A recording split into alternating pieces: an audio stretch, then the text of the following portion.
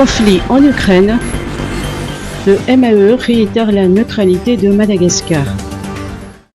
Face à la dégradation de la situation en Ukraine, le ministère malgache des Affaires étrangères a réitéré sa neutralité tout en se défendant d'être indifférent.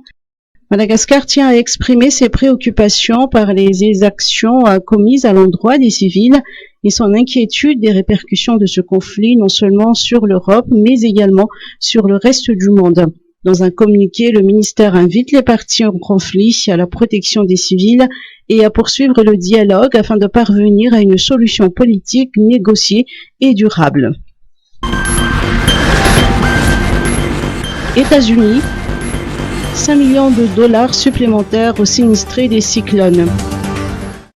Un mois après la vague de cyclones meurtriers qui a ravagé les régions du sud de Madagascar, les sinistrés peinent toujours à se rétablir. Le gouvernement américain, via l'Agence des États-Unis pour le développement international USAID, vient ainsi de faire don de 5 millions de dollars supplémentaires à Madagascar pour apporter à ces sinistrés une aide alimentaire, un logement et des services médicaux et sanitaires. Cette nouvelle enveloppe est confiée au Programme alimentaire mondial, à l'UNICEF et à la Fédération internationale de la Croix-Rouge qui se chargeront de la répartition des fonds. Ainsi, 26 000 personnes bénéficieront d'une aide alimentaire pendant 3 mois. 17 300 ménages percevront une aide financière sur la même période. 700 000 dollars seront alloués à des services d'approvisionnement en eau potable, assainissement et hygiène à 20 000 personnes des communautés de Nusvark, Manazar et Vuipe.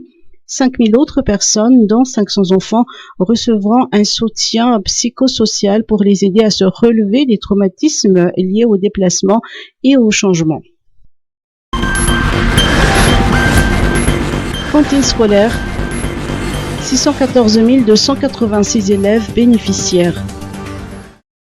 Dans le contexte de lutte contre la malnutrition et afin de réduire le taux d'abandon scolaire, 614 286 élèves d'écoles primaires, de collèges et de lycées des régions du Sud, dans un premier temps, vont d'ici peu bénéficier du programme de cantine scolaire.